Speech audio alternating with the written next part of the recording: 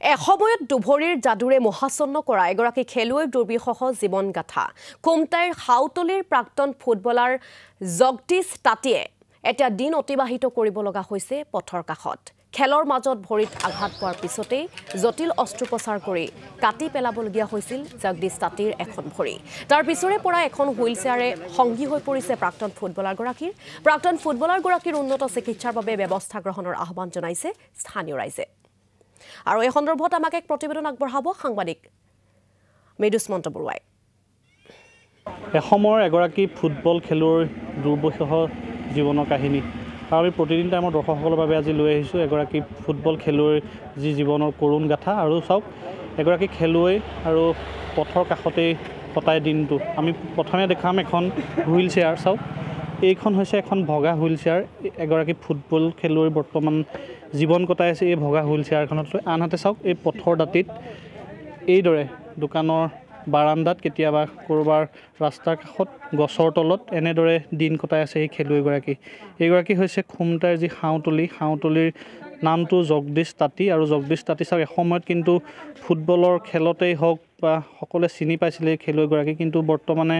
অতি কৰুণভাৱে এখেতে জীৱন সংগ্ৰাম কৰি আছে আৰু চাওক আমি দৃশ্য দেখুৱাইছোঁ ছবিয়ে চাই অনুভৱ কৰিব পাৰিছে এখন ভগা হুইল চেয়াৰ আৰু পথৰ কাষতে কটাইছে এনেদৰে জীৱন আমি পোনে কথা পাতিবলৈ যত্ন কৰিম আমি প্ৰতিদিন টাইমৰ দৰ্শকসকলৰ বাবে যিহেতু তেখেতৰ কাহিনীটো আমি লৈ আহিছোঁ আপুনি ঘৰটো ক'ত আছিলে আমাৰ মন্দিৰৰ পিছপিনে আছে ঘৰত কোন আছে আমি পৰিয়ালটোৰ ভিতৰত মাইকী মানুহ ঢুকালে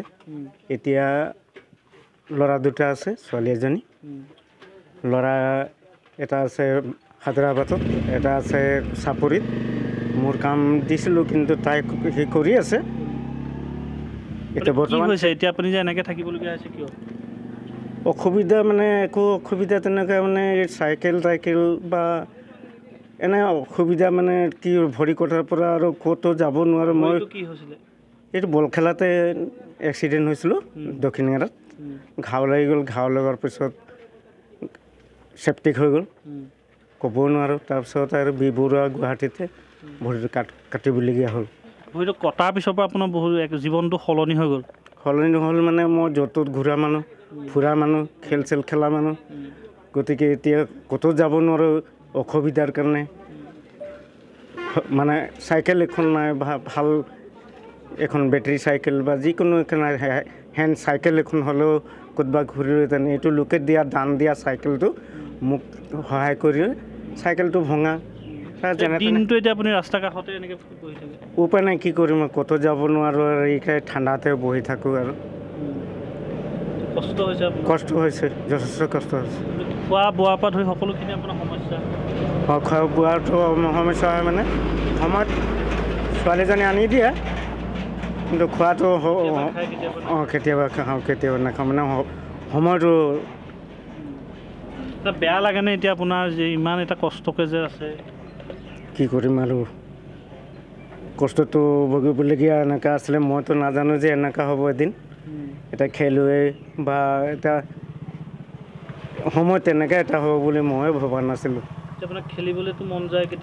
মন যায় সপোনো পাওঁ মই যে বল খেলিবলৈ যাওঁ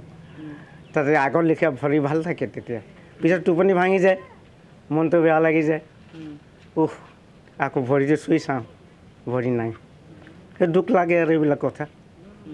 দুখ লাগিওতো কি কৰিম এই দিনটোত তেনেকৈ কটাই থাকোঁ আৰু চালিৰ তলতে এনেকৈ ঠাণ্ডাতে বহি মানুহৰ লগত কথা চথাই পাতিও ভাল লাগে যিহেতু ইমান সমস্যাত আছে আপুনি